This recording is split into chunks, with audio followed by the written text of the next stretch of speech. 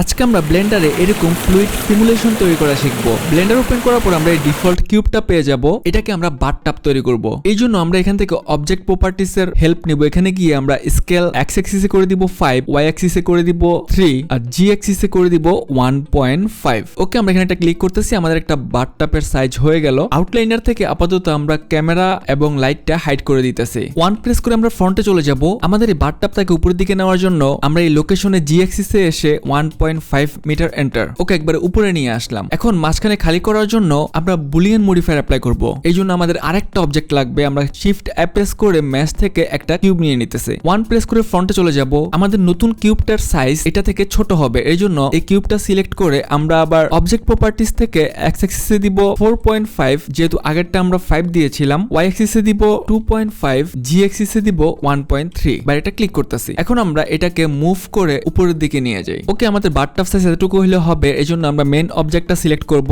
এখান থেকে মডিফায়ারে চলে যাব। অ্যাড মডিফায়ার, জেনারেট থেকে আমরা বুলিয়ান মডিফায়ারটা ক্লিক করব। বুলিয়ান মডিফায়ার থেকে এখানে ডিফারেন্স সিলেক্ট থাকবে। অবজেক্টে আমাদের নতুন যে কিউবটা নিচ্ছি এটাকে আমরা চিনা দিব। দেন আমরা এখান থেকে কন্ট্রোল প্রেস করে অথবা এখানে আমরা অ্যাপ্লাই ক্লিক করে আমাদের মডিফায়ারটা অ্যাপ্লাই করে ফেললাম। বুলিয়ান মডিফায়ারটা অ্যাপ্লাই হয়েছে কিনা আমরা উপরের কিউবটা সিলেক্ট করব। আমরা এখান থেকে যদি হাইড করে দেই তাহলে আমরা আমাদের বাথটাবটা দেখতে পাচ্ছি। আমাদের এটা যদি বেশি ডার্ক দেখা যায় আমরা এখান থেকে লাইটটা চেঞ্জ করে নেই। ভিউপোর্ট শেডিং থেকে এই স্পেয়ারের উপরে ক্লিক করব। এখান থেকে আমরা এটা নিয়ে নেই। ওকে, একটু লাইট দেখা যাইতেছে। এখন আমরা এখানে বেবেল মডিফায়ার অ্যাপ্লাই করব। আমাদের বাথটাবটা সিলেক্ট করলাম। অ্যাড মডিফায়ারে চলে যাব। জেনারেট থেকে বেবেল মডিফায়ার ক্লিক করব। এখানে আমরা সেগমেন্ট বাড়ায় দিতে পারি। আমরা সেগমেন্ট 5 করে দেই। ওকে, আমাদের বাথটাব রেডি। এখন আমরা একটা পাইপ ক্রিয়েট করব। আপাতত আমাদের বাথটাবটা সিলেক্ট করতেছি। এইচ প্রেস করে হাইড করে দিলাম। শিফট প্রেস করব।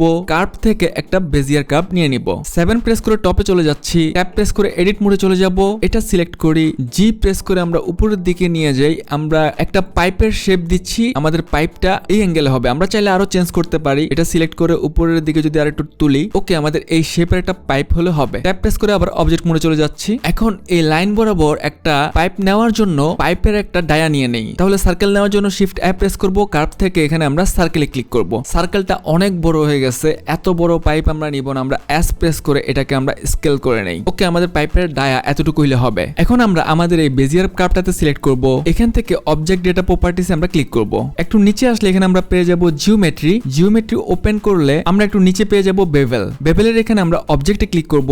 দেন এখানে আমরা অবজেক্টে আমাদের যে বেজিয়ার সার্কেলটা আছে এই সার্কেলটা আমরা এখানে চিনা দিব। ওকে, চিনানোর সাথে সাথে এই সার্কেলের ডায়া অনুযায়ী আমরা একটা পাইপ পেয়ে গেলাম। এখন আমাদের এই সার্কেলটা আপাতত লাগবে না। এটা আমরা সিলেক্ট করব। এইচ প্রেস করে হাইড করে দিব, ডিলিট করব না। এখন আমরা আমাদের বাথটাবটাকে নিয়ে আসি। এই জন্য আমাদের এখানে যে কিউবটা আছে এই কিউবটাকে আনহাইড করে দেই। তাহলে আমাদের বাথটাবটা চলে আসলো। আমরা এটার নাম দিয়ে দেই। কিউবটার মধ্যে নাম দিয়ে দেই বাথটাব। ওকে, আমরা এখান থেকে বেজিয়ার কার্ভ থেকে আমরা যে পাইপটা নতুন করে বানাইছিলাম এটা অনেক চিকন হয়ে গেছে মনে হইতেছে। আমাদের পাইপের ডায়াটা আরেকটু মোটা করার জন্য আমাদের বাথটাবটা আবার সিলেক্ট করে এস প্রেস করে হাইড করে দিচ্ছি। আমাদের যে সার্কেলটা ছিল আমরা এখান থেকে আনহাইড করে সার্কেলটা নিয়ে আসি। সার্কেলটা এখান থেকে আমরা সিলেক্ট করব। এস প্রেস করে আমরা সার্কেলটা একটু বড় করলে আমরা দেখতে পারতেছি যে আমাদের পাইপের ডায়াটাও বড় হচ্ছে। ওকে, আমরা এখন বাথটাবটা নিয়ে আসি। এখন ডায়াটা মোটামুটি ঠিক আছে। চাইলে আমরা এস প্রেস করে আর একটু বড় করতে পারি। ওকে, আমরা এখন এখান থেকে সার্কেলটা হাইড করে দিচ্ছি। আমাদের পাইপটা সিলেক্ট করব। 1 প্রেস করব। জি প্রেস করে আমরা পাইপটাকে এক পাশে নিয়ে আসি। 3 প্রেস করে সাইড ভিউতে দেখব। আর প্রেস করে আমরা এটাকে রোটেট করে দিব -90 ডিগ্রি। এন্টার। আমাদের পাইপটাকে এখানে সেট করার জন্য আমরা এখান থেকে রোটেট অপশনটা অন করে নেই। সরিয়ে 1 প্রেস করি। জি প্রেস করে আমরা এটাকে এনে আমাদের পাইপটাকে এখানে বসিয়ে দিলাম। এখান থেকে আমরা আবার সিলেক্ট বক্সে ক্লিক করতেছি। তো আমাদের পাইপ রেডি, আমাদের বাথটাবও রেডি। এখন এখান থেকে যে পানি বাইর হবে এই জন্য একটা রেফারেন্স লাগবে। আমরা একটা ফ্লো নিয়ে নিব। শিফট প্রেস করব। ফ্লো হিসেবে আমরা ব্যবহার করব ম্যাশ থেকে ইউবি স্পেয়ার। এস প্রেস করে এটাকে ছোট করে নিব। 1 প্রেস করতেছি। জি প্রেস করে এটাকে আমরা এখানে এনে বসায়া দেই। ডট প্রেস করে একবারে ফ্রন্টে চলে আসব। এস প্রেস করে এটাকে একটু বড় করে দিতে পারি। ওকে, এই হাইটটা যদি আমরা কমাইতে চাই তাহলে আমরা এখান থেকে অবজেক্ট প্রপার্টিসে চলে যাব।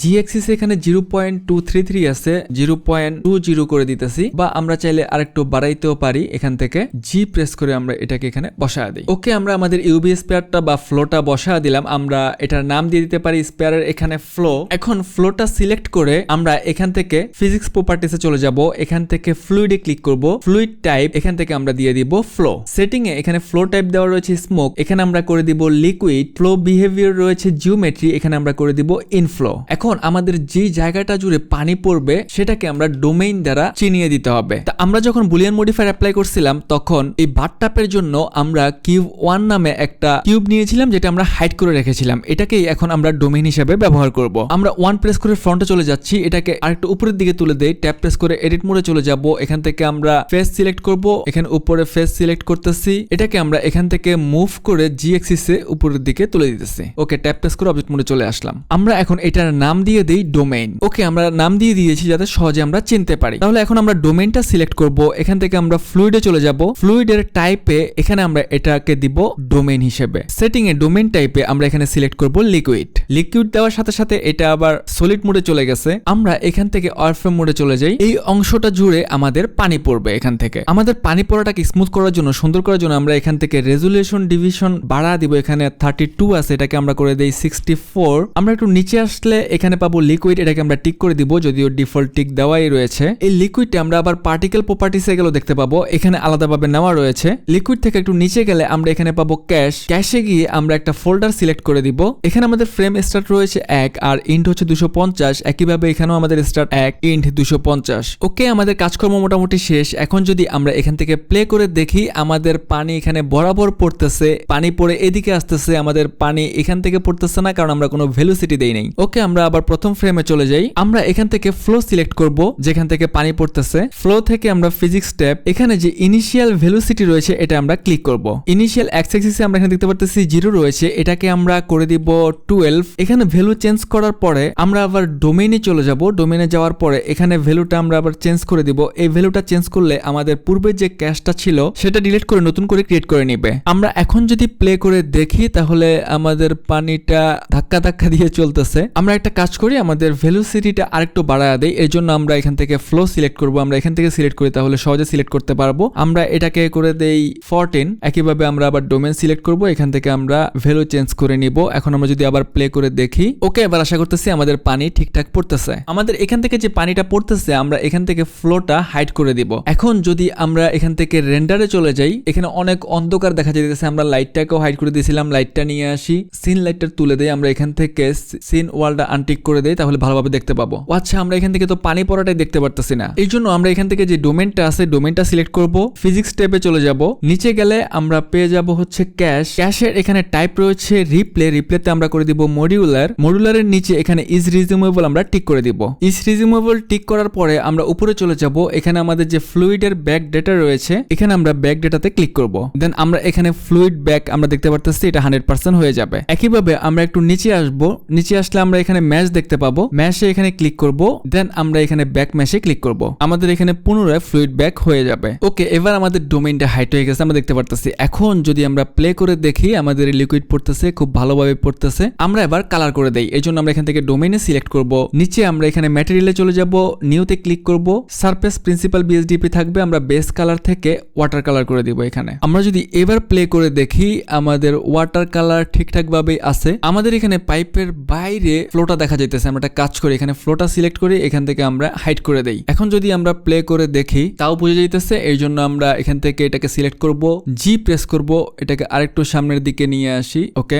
আমরা ওয়াটার কালারটাকে আরো রিয়েলিস্টিক করার জন্য আমরা ডোমেইনে সিলেক্ট করব, একটু নিচের দিকে আসলে পেয়ে যাব ট্রান্সমিশন, এখান থেকে ওয়েটটা আমরা একটু বাড়া দিতে পারি। সারফেস কালারটা একটু চেঞ্জ করার জন্য আমরা এখান থেকে রেন্ডারে চলে যাব, রেন্ডার প্রপার্টিস থেকে স্ক্রিন স্পেস রিফ্লেকশনটা আমরা এখান থেকে টিক করে দিব। ওকে, এখন যদি আমরা আমাদের অ্যানিমেশন প্লে করে দেখি আমাদের ফ্লুইড সিমুলেশন ডান। আজকে ভিডিও পর্যন্ত, ভিডিওটি ভালো লাগলে আমাদের বাকি ভিডিওগুলো দেখতে পারেন। আপনার মতামত আমাদেরকে কমেন্ট করে জানান। Thanks for watching.